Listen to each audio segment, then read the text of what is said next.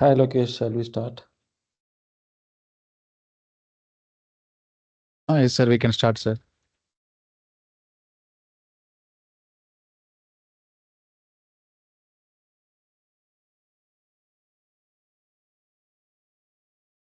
The screen is visible, right? Yes, sir. It's fine. Yes, sir, you can start. Is it audible? Yes, sir. Yes, sir. Fine. So Okay, good sir. evening everyone. So I welcome all of you for our Innovel's sustainability webinar series. So today we are going to talk about greenhouse gas accounting. So to the most fundamentals. So what is what, how it is being done. So that is going to be our objective of our this webinar.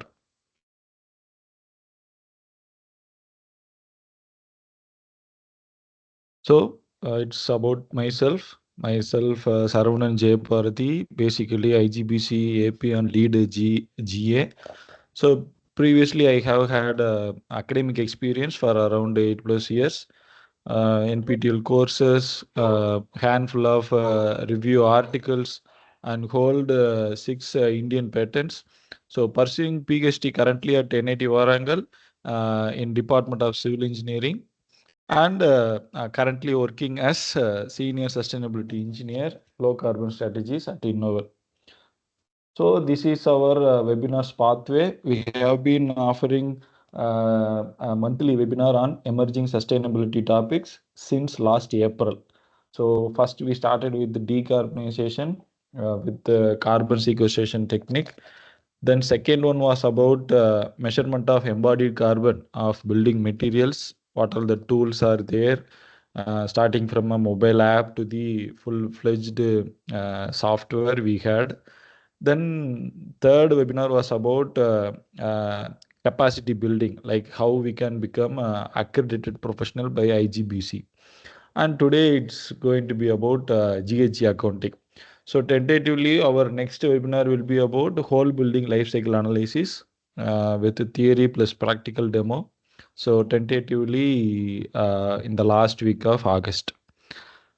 So Innovel, so we are offering various services, consultancies under sustainability, HVAC, BIM, and other green building related activities. So we have been in the service since 2013, and still we are running with more and more people. So we are having offices at Chennai, Hyderabad, Bangalore, heading at Savakasi. And of course, we are having a foreign office at Dhaka, Bangladesh. So they are our leadership members of our Innovel. And for our continuous commitment for bringing up LEED certified green buildings. So we have been awarded as proven provider by USGBC themselves. And of course, our sustainability behavior has been acclaimed by EcoVadis with the bronze medal. And obviously, we have been certified by various ISO quality certifications. So these are our work profiles. We are doing MEP design services, BIM, and sustainability services. In sustainability services, we are keep on adding our verticals and expanding our services as well. And they are our market, and this is whole abstract of our green building services. So we have recently started with well certifications as well, and they are our domestic partners, and they are our foreign clients. And our office itself, the head office at Sivakasi, has been certified by LEED Platinum for existing interiors project.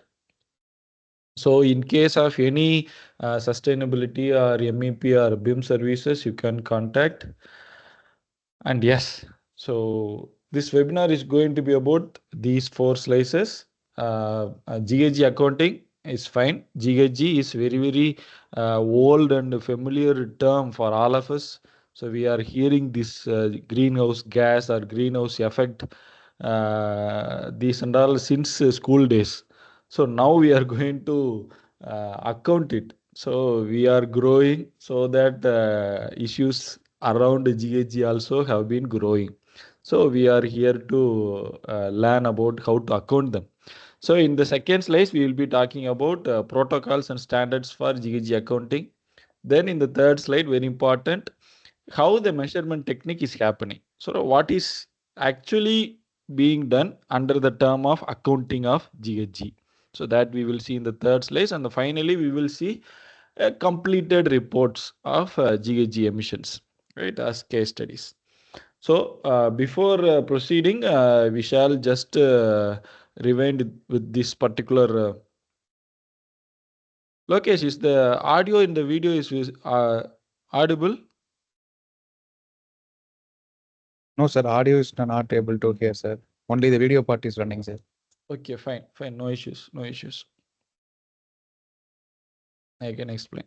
So we all know what is meant by greenhouse gas effect, or uh, the concept of global warming, right? So that's what being abstractly explained in this video. So we have our moon and we have our earth.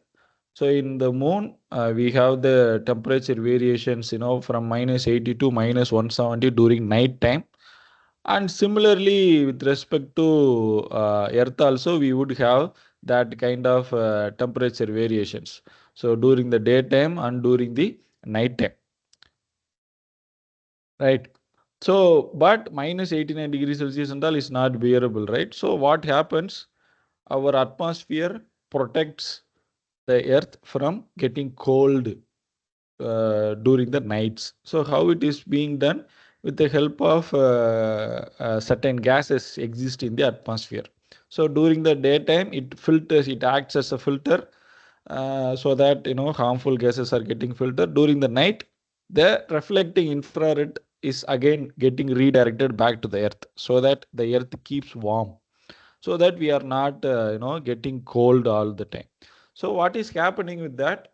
So the structural, the chemical structural of all those GHG is kind of not symmetrically placed, so that those molecules are keep on getting flex. So whenever some external rays are getting hit, so this kind of imbalancing happen. So this kind of imbalancing only helps us to keep on absorbing, right? So that's the actually the core mechanism of the redirection of reflected rays. So this is how it would be, millions and millions of gas molecules hitting each other, so that the reflected sun rays are getting redirected onto the earth surface. So this is how it behaves. So CH4 and CO2 is like flexing very easily, comparing to other greenhouse gases like N2O and H2O molecules, right? But majority of our atmosphere is filled with nitrogen and oxygen. So they are highly symmetry. So there is no imbalancing happens, right? So very minimal amount of imbalancing molecules are there. They are nothing but that the life-saving gases of our atmosphere. So because of them, the earth is getting warmed all the time. But what is happening, unfortunately, so we are producing more amount of those gases, and we are getting more amount of warmer back. So that's what global warming is meant to be. So in moon, if you see, there is no such thing. So the moon is keep on getting cold, but in the earth we have those gases and getting prevented. But we are unfortunately increasing the amount of CO2 and other such gases into the atmosphere, so that we are keep on getting warmed. So it's finally came to a place like climate change is not future, it is right now happening scenario, right? So that's it.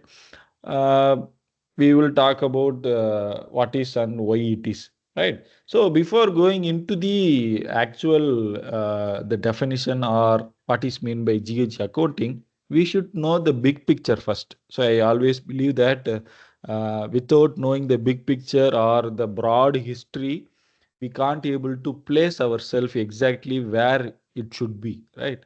So this is the timeline.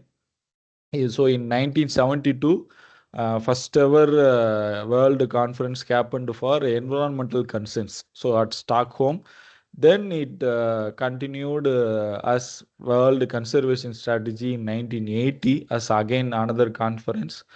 In 1987, World famous Brundtland Commission happened, and the term sustainability was coined.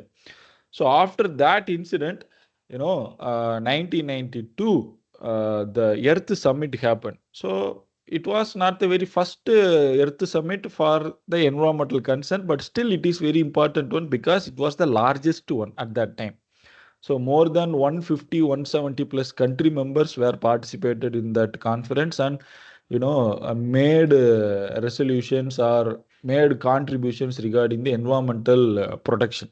So out of that Earth Summit, which was happened at Rio in Brazil, lot of outcomes, very important outcomes came out. So what are those outcomes? So framework convention on climate change, nothing but UNFCCC. Then Agenda 21, many of you might remember this one. Then Commission on Sustainable Development. So all these three are very important. Not only these three were the outcome of Rio Summit, but these three were the important one. So one of the outcome was UNFCCC. So they are nothing but an autonomous body, just like United Nations, which was established only for the climate change concern. So when it happened in 1994, just following the Earth Summit. So what they made furtherly, so they created Conference of Parties, COP. So conference of parties are nothing but whoever the country is acknowledging the importance of climate change and committing themselves for the positive action, they are called as party. That's all. So each party is each country. So those formation has been created, and Conference of Parties was started happening every year since 1995 till this last year. Last year it was happening in Dubai, COP 28, right? 2023. Except in 1 year, in the year 2020, it was not happening due to global pandemic. Apart from that, all other years that COP meeting held, right? But still, not all the COPs are becoming important in the history. So very few COPs are getting high importance. The very first thing is COP1 happened at Berlin because it was the very first conference of parties. Then the third conference of parties happened in Kyoto. So that becomes very important. Why, we will see. Then following up of Kyoto Protocol, so COP11 in Montreal happened in Canada. So after that, COP15 becomes concern, which had happened in Copenhagen, Denmark.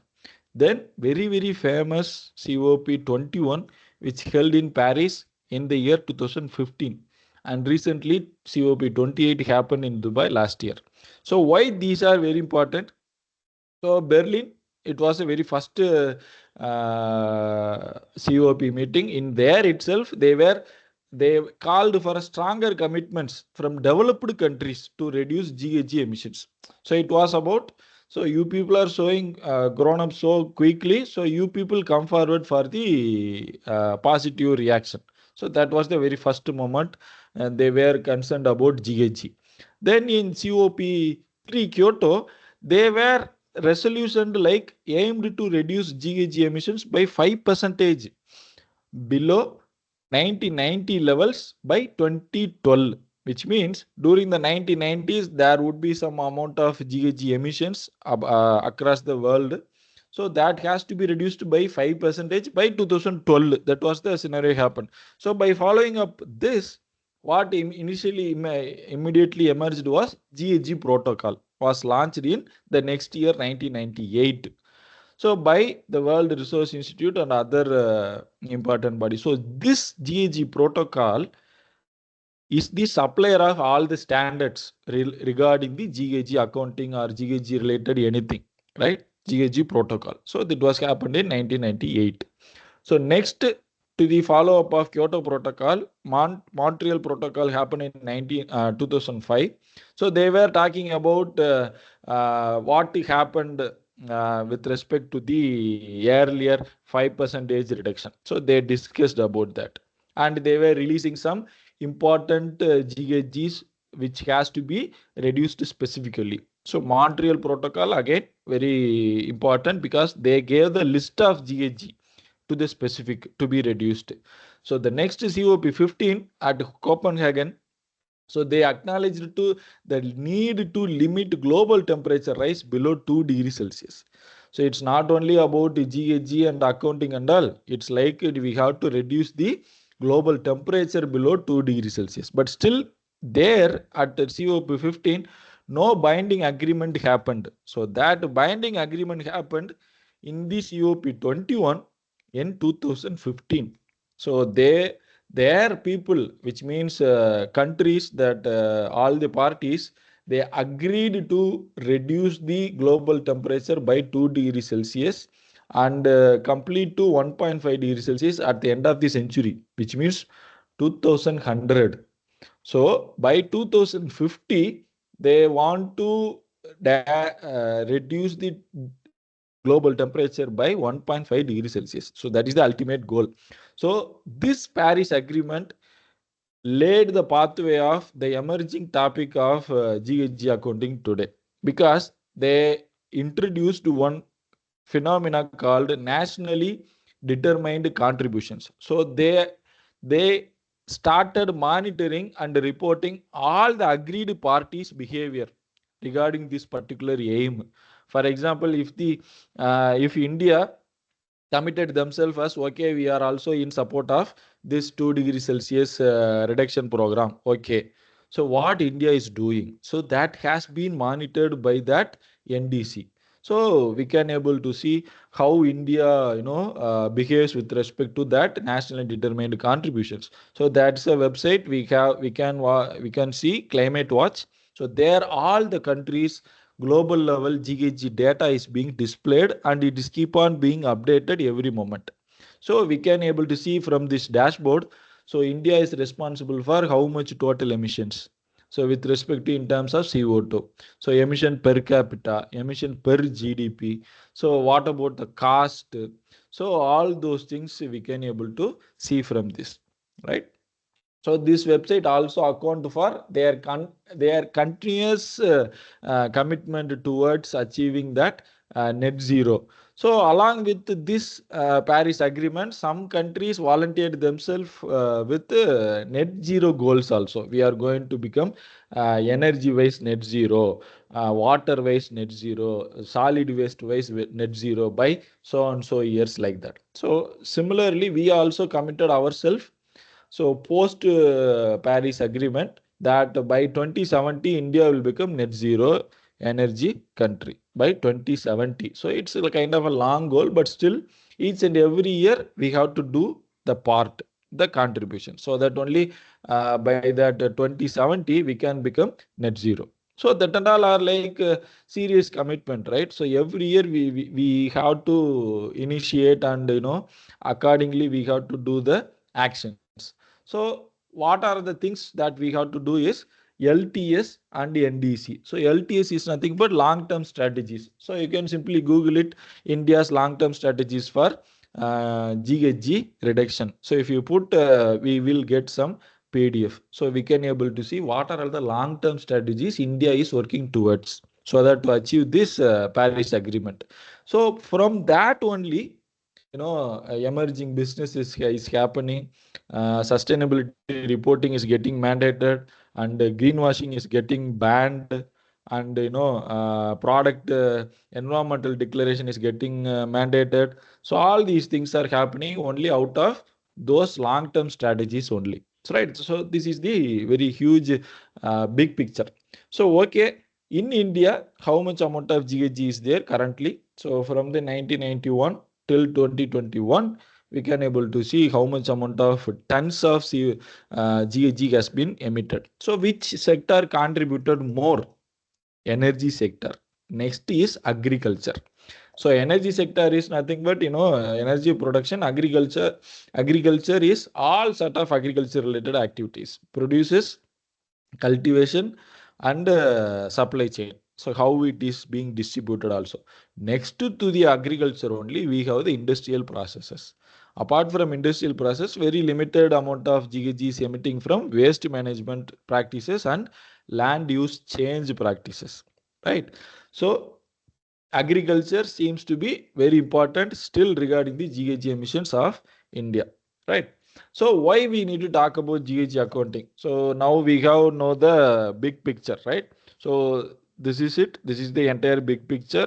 1972 it started, and people are slowly moving towards the mandateness, right? So obviously we can understand. So based on our statistics with respect to GHG emissions, we have to take our actions, right? So apart from that, you know, major happenings across the world is also pushing towards knowing about GHG accounting. So climate change mitigation, people are believing once you measure it, then only you can able to reduce it.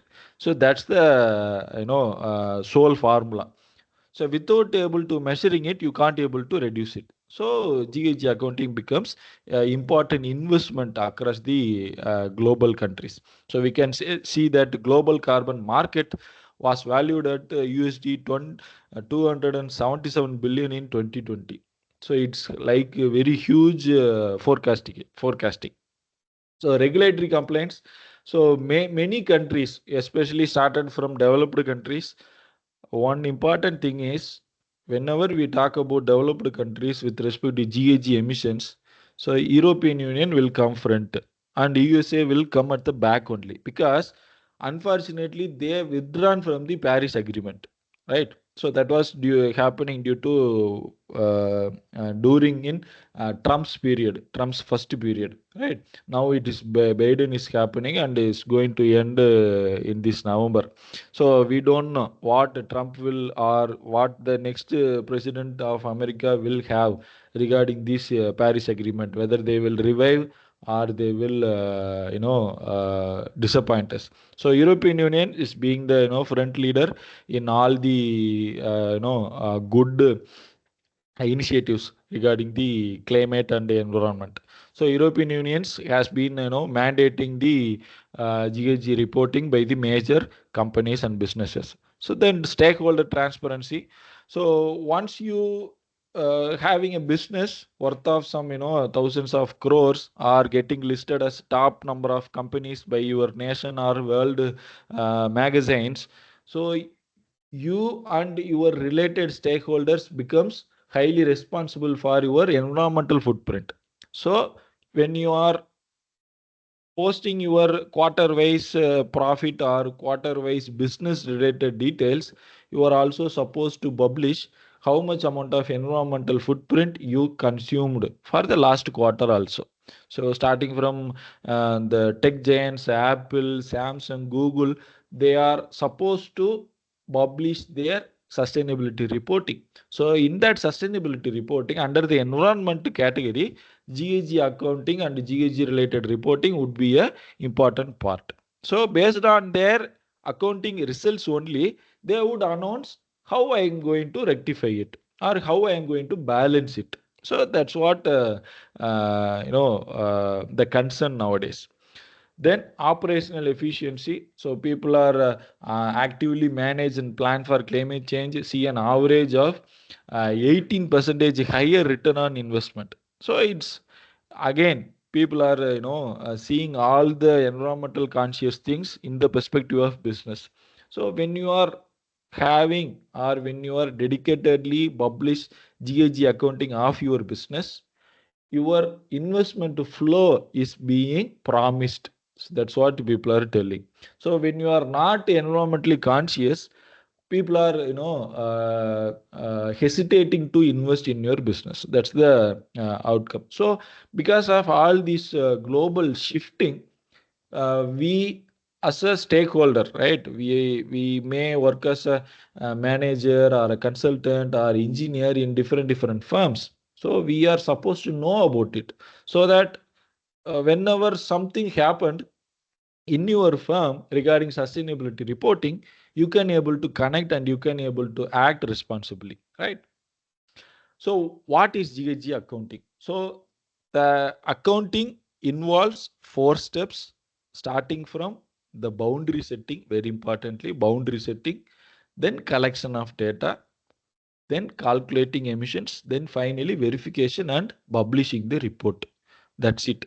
So it may be weird that it starts with the boundary setting, because we may collect the data first, then we may filter it according to our requirement. So here it is inverse. So we got to first know the boundaries, then we have to collect the data accordingly. So the process of measuring and reporting the emissions of greenhouse gases from various sources, that's all. So data is cumulatively called as GHG accounting.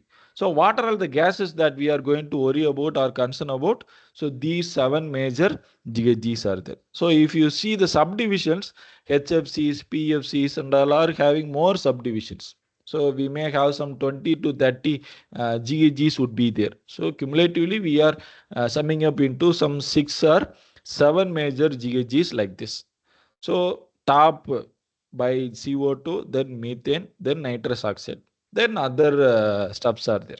So why it is global warming potential is important? Because we have to able to gauge, evaluate different GHGs with respect to their environmental obsessions, right? So we are coming up with the term GWP, global warming potential, and we have CO2 as the threshold of calculating the GWPs. So why?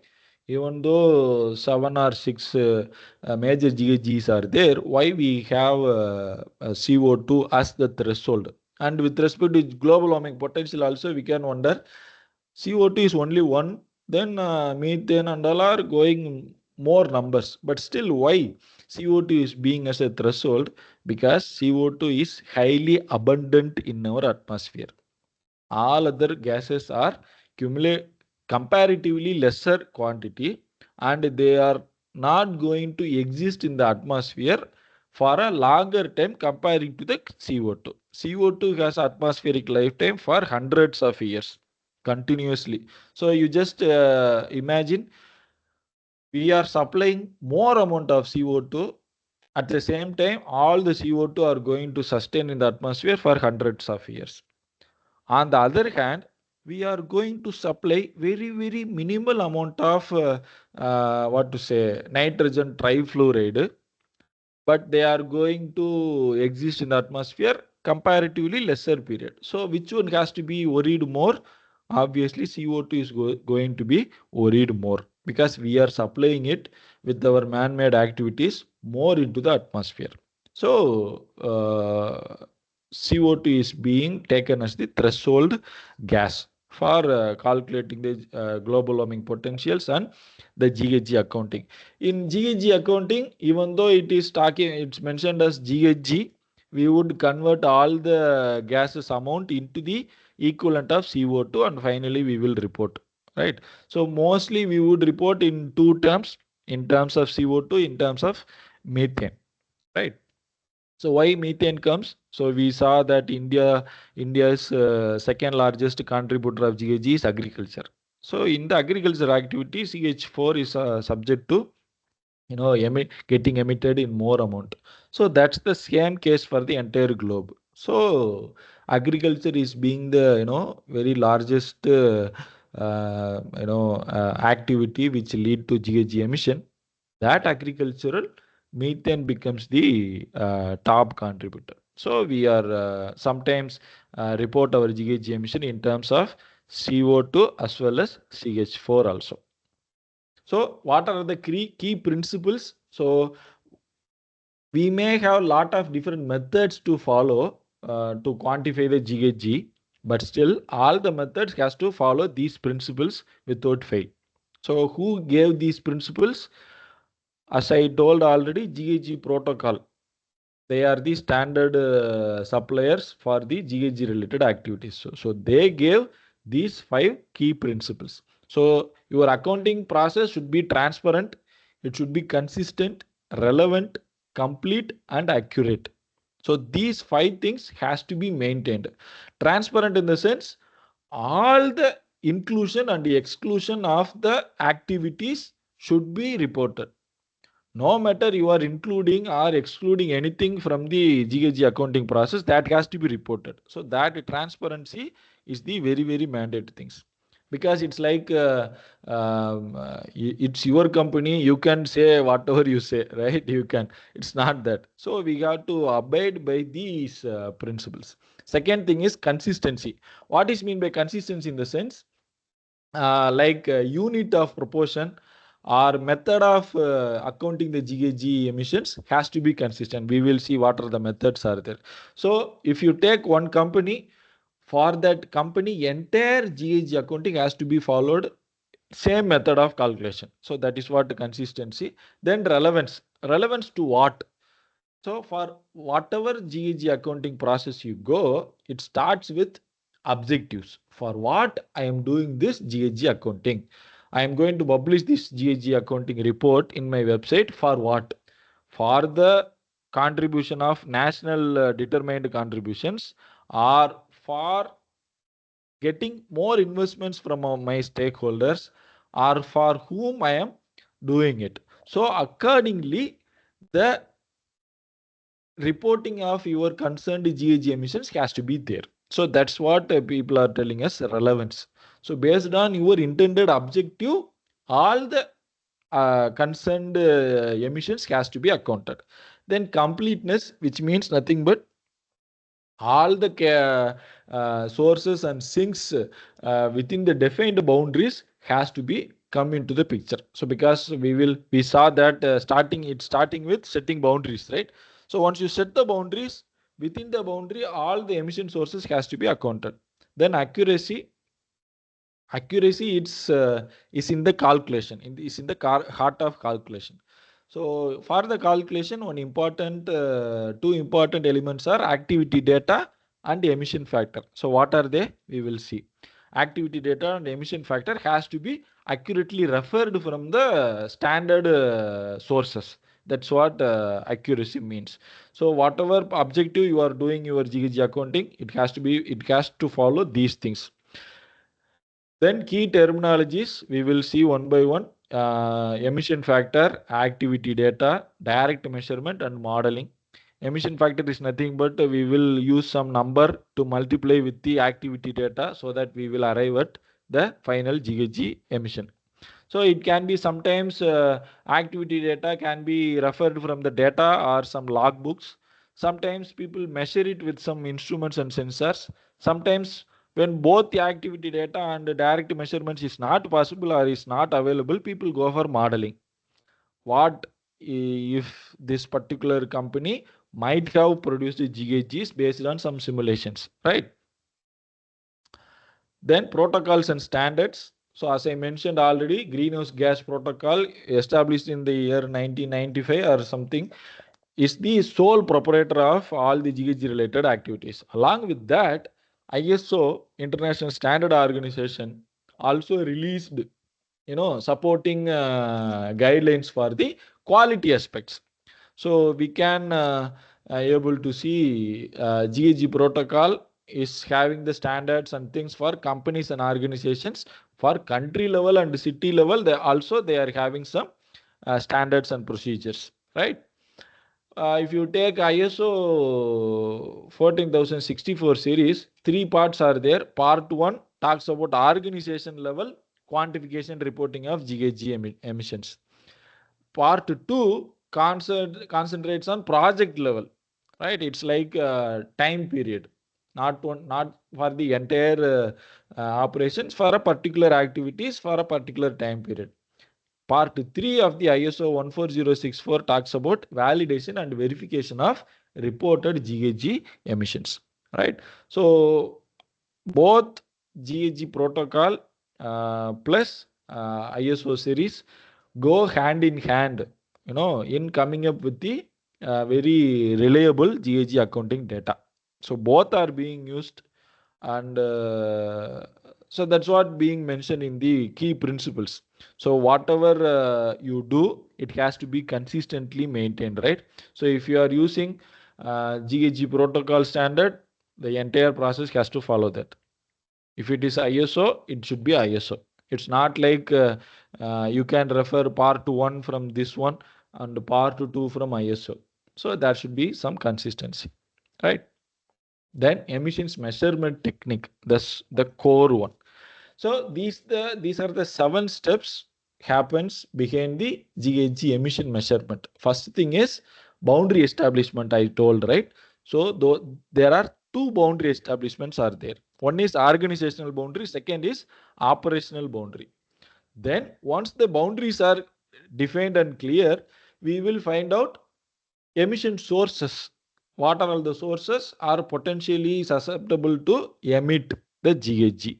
Then from the source identification, we should go for furtherly collection of activity data.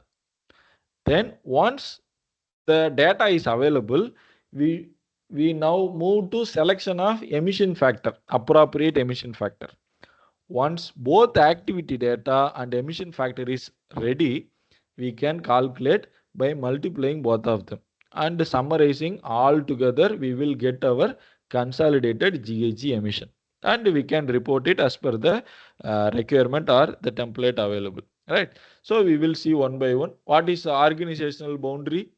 So for any organization, there may be or may not be subsidies, which means company A may have company A1 and A2 within them for carrying out different operations, right?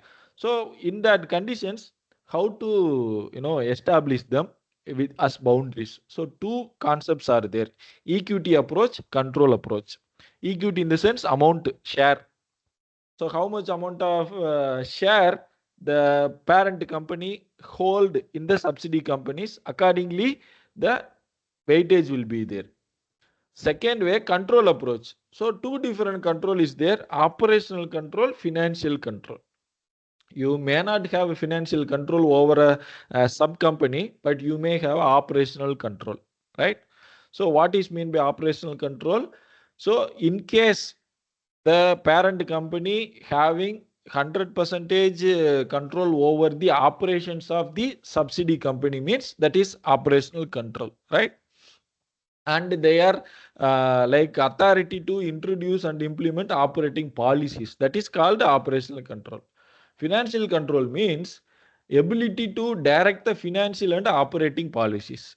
So based on these two and given company or your given organization, you can choose any one approach, whether it is equity approach or control approach. If you go control approach, you have to further define whether you are going to follow operational control or financial control. So what is the difference, sir?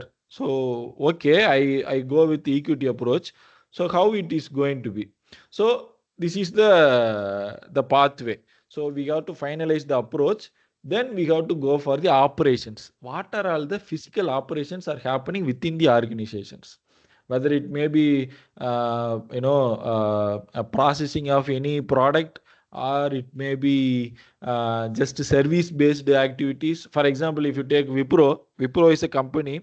What they are doing, they are producing softwares with what? With a lot of computers and servers and other computer related equipments. So those are all the operations. So we can have those operations listed as. Then access, control and ownership. So for the parent company, what are all the different controls and ownership they have on their subsidy companies? So that has to be studied and accounted. Then we have to apply the chosen approach, whether it is equity or it is control.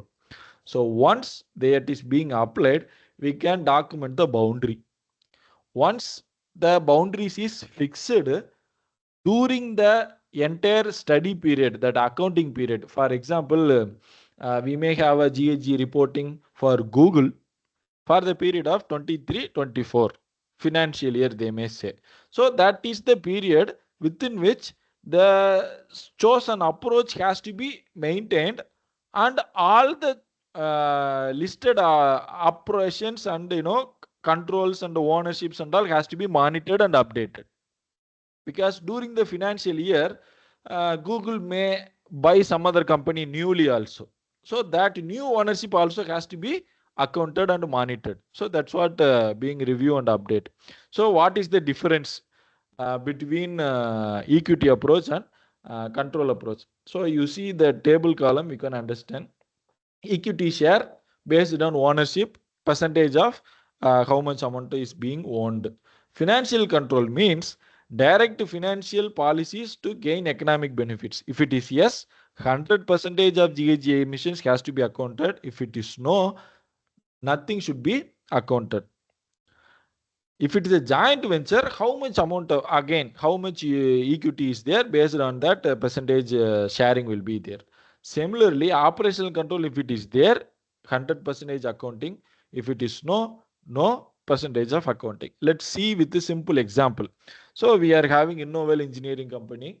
So we have a sub entity 1, sub entity 2, and we have 70% equity in sub entity 1 and 30% equity in sub entity 2, and we have full financial control in both sub entities, and we have operational control only with entity 1 and no operational control with entity 2.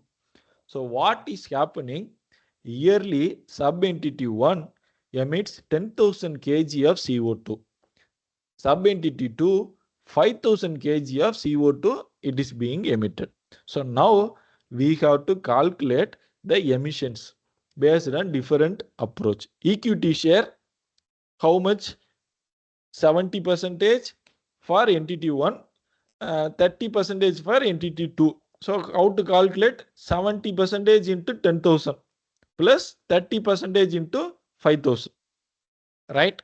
So how much it will be?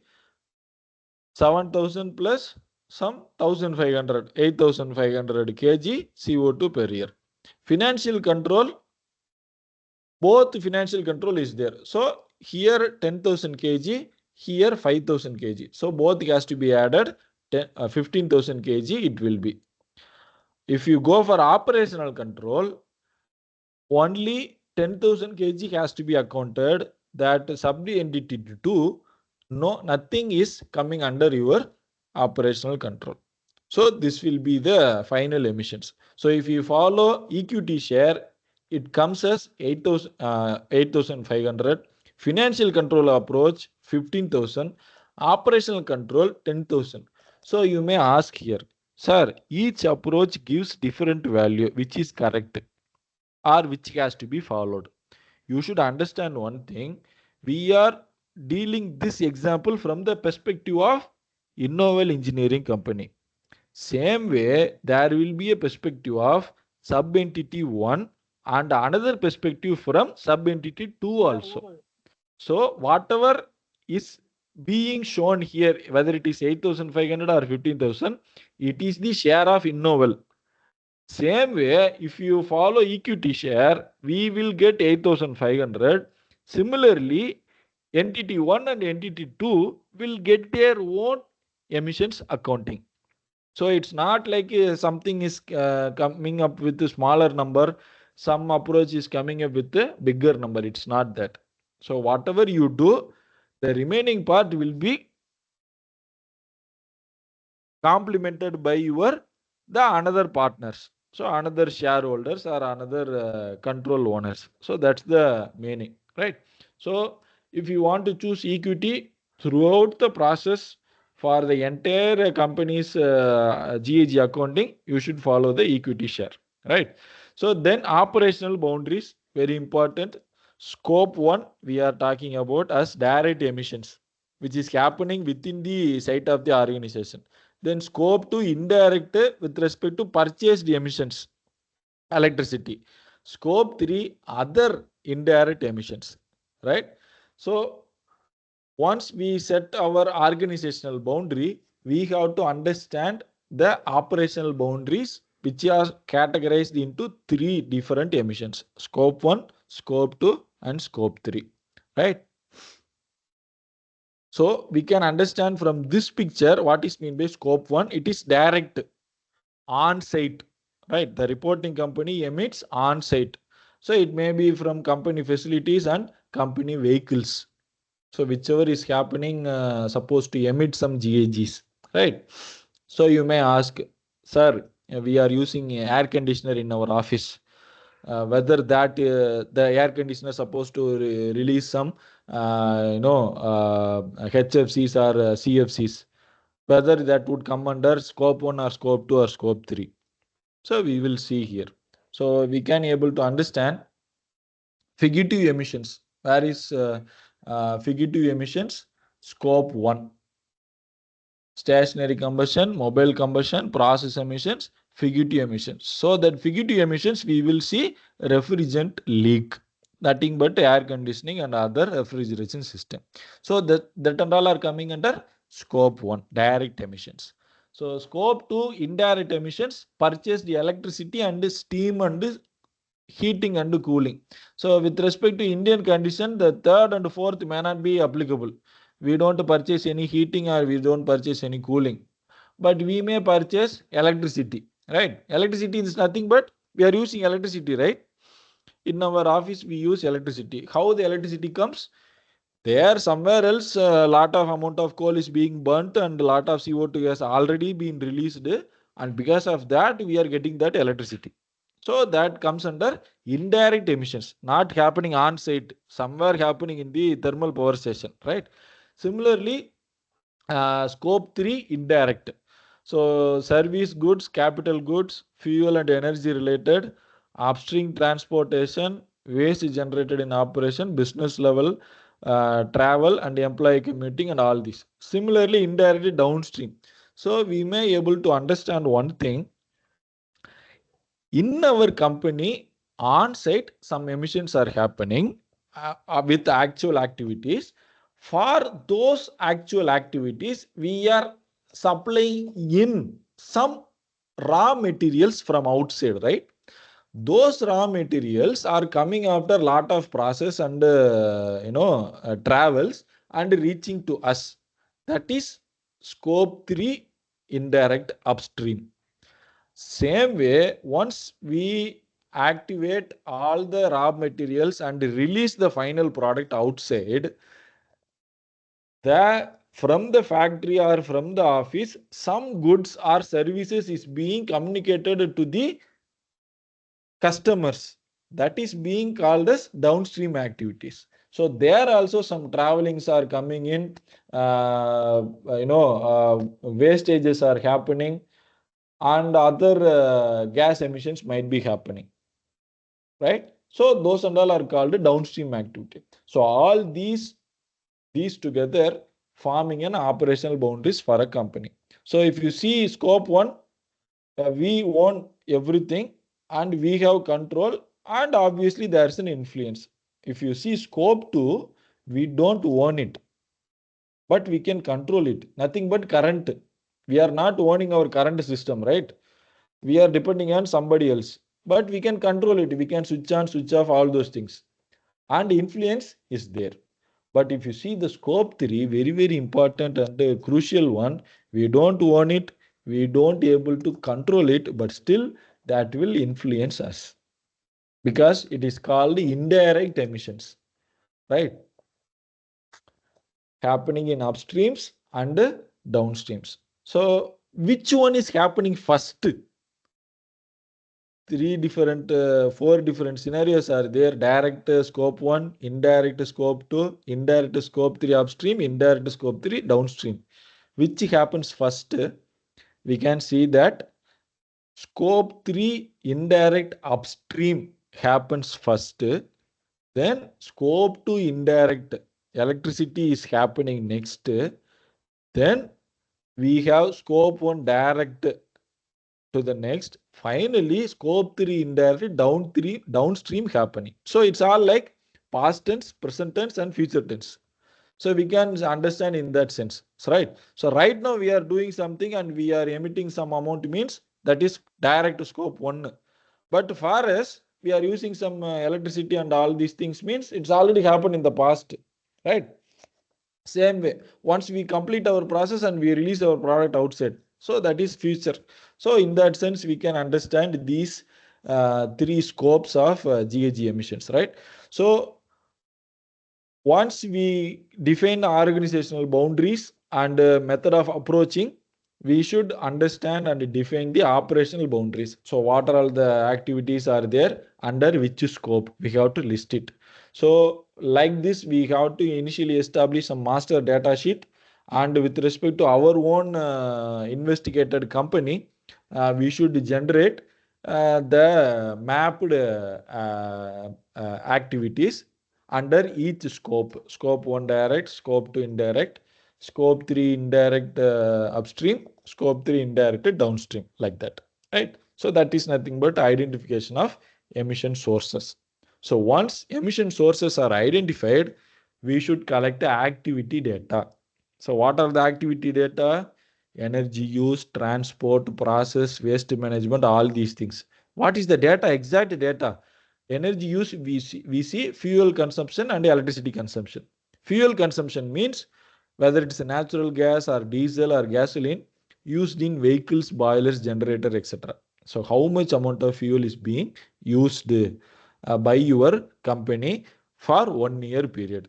That amount is the fuel consumption. Similarly, electricity consumption, kilowatt hour for per year or per activity, right? You can make as activity list. For each activity, all these things has to be accounted separately. So if it's a transport, how much miles it has traveled 1 year? If it is air travel, if it is a freight, what is the quantity it lifted and how much distance it covered?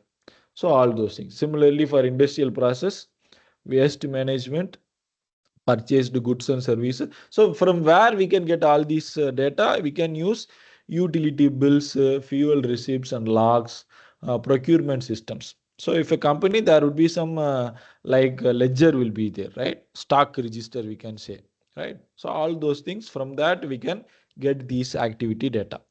So once we have all the activity data for an year, we should next go for emission factor finalizing. What is mean by emission factor? It is a number, coefficient that quantifies the emissions. That's all. Where we can find those number? We can find those number in three different ways. One is global average numbers are there, national level average numbers are there, activity site specific numbers are there. So we can easily understand which is highly accurate. Site specific is highly accurate. So regarding the priority, the site specific emission factor has to be referred to the most possible condition. If not possible, next level you should go for national level, because GHG accounting for a company, for example, Philips in India, if they are accounting in India, what is the suggested emission factor list for different activities they have to refer? Sir, Philips is not only in India; it's across the world. They are having branches. So what they will do accordingly for respect to different countries, they will account different emission factors. So that's the meaning, right? So this particular emission factor we can able to see here. So where we can understand.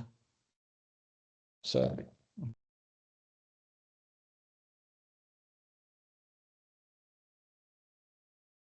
So this is IPCC, Intergovernmental Panel on Climate Change. So they are having the database for emission factor. This is like global level. So you can able to see basic search. You can able to see different energy level, industry processes level, like that. So at the bottom you will have for carbon dioxide how much it is. So this is the value. This is the emission factor. So 1.6, 1.5 for emission factor for ammonia production, emission factor for lime production, like that. So various industrial activities and respective CO2 emission and methane emission and respective EF emission factor will be available like this, right? So if you go country specific, this is for UK government conversion factors for company reporting. So there they would provide their specific Western specific numbers for the reference, right? So that's how we can able to understand the different emission factors. So whose responsibility? So it is the responsibility of who is taking care of the GHG accounting and reporting. So they have to refer accordingly and they have to use or prefer the value of the different scenarios, right? So next, GHG emissions, how it is being calculated, as I mentioned, activity data into emission factor, that's all, right? Nothing much complicated, but still collection of activity data and referring the appropriate emission factor is the sole part, very tedious part also. So we can able to see some example here. Fuel combustion, 5,000 liters of diesel in a year means this is the factor, and multiplying both, this is the emission from the fuel combustion. Same way business travel, we can say 50,000 kilometer by air, 70 percentage of distance by economic class, and 30 percentage of the distance by business class. So for each different class, different emission factor is there per kilometer. So accordingly you multiply and sum up, this would be the GHG emissions for the business travel. So this is how emissions is happening. So how it can be reported? Is there any template or any standards are there? Lot of standards are there, lot of templates are there. As I mentioned already, GHG protocol and ISO standards, they are providing as dedicated standards for the reporting, right? So reporting wise, we can able to see here reporting template.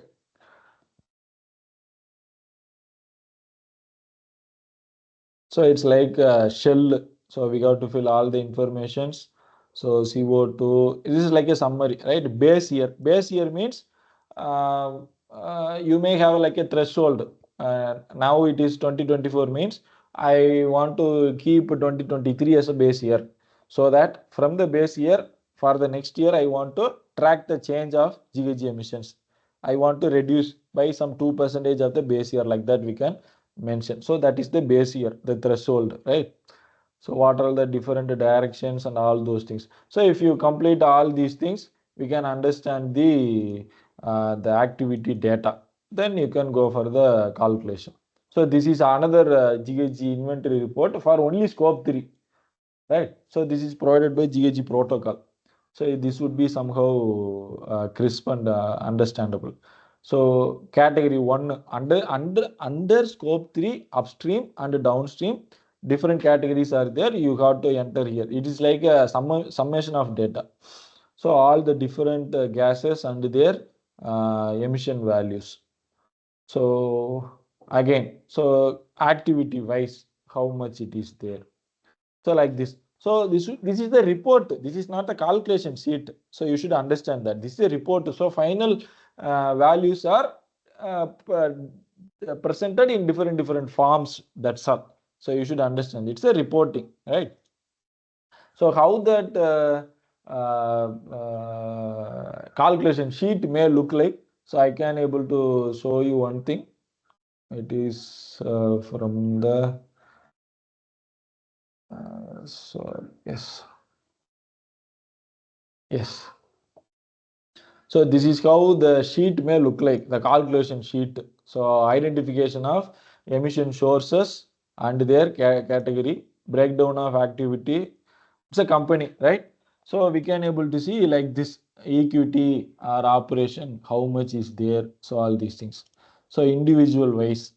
So what is the source, location based emissions with respect to different scope 1 and scope 2. So finally we can sum up like this scope 1 and scope 2. So calculation is nothing but the Excel sheet, that's all, right? So because of that, what people are nowadays doing, they are automating it. So people are trying to come up with the softwares which can perform GHG accounting, but still we have to feed all the data and we have to verify the data also. So even though it is a matter of software, we can't able to completely replace humans with respect to GHG accounting software and all, right? So finally, reporting, as I mentioned, two companies are there. We could able to find only those two companies.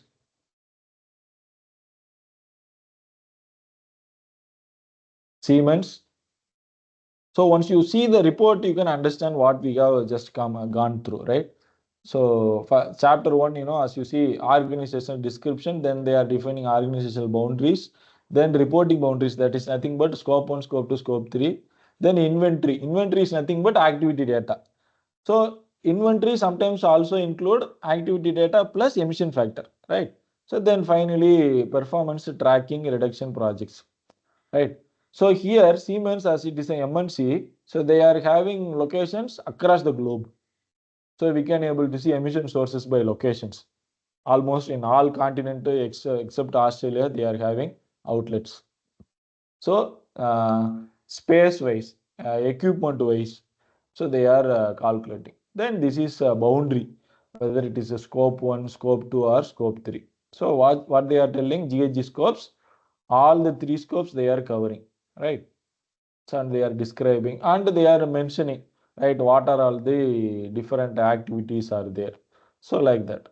So how, what is included, what is excluded, that also they have mentioned. So exclusions. So this is what mentioned as transparent, right? So it should be like highly transparent. Then inventory, offset in the sense, for the sake of balancing GHG emissions, they may do some renewable energy projects. For that also, they have to add some GHG emissions amount, right? So this is what they are mentioning, the final topic, right? Activity data and emission factor. What they are following emission factor for this activity, GHG protocol. So they have provided a link. And indirect emissions, IEA, International Energy Association, I think. So they are having some indirect. So that is nothing but electricity. For other indirect emissions, they are having DEFRA. DEFRA is nothing but a UK-based database for emission factors, right? So they are following UK-based emission factor for the across the globe emissions. That's what you should understand here. So finally, they are putting us like this is the base year, and then 2020, 2021. Whether they are increasing or decreasing, they are actually increasing, right? So every year they are increasing, but they are just reporting it. That's all. So once they report it, now they will sit and discuss for the reduction projects and strategies. Then eventually they will target to reduce the GHG emissions, right?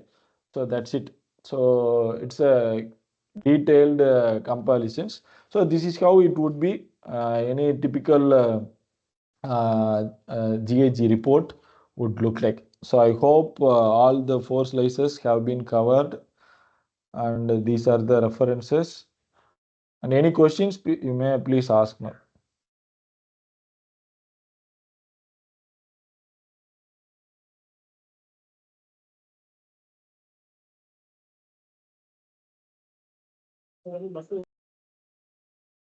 Yes, please.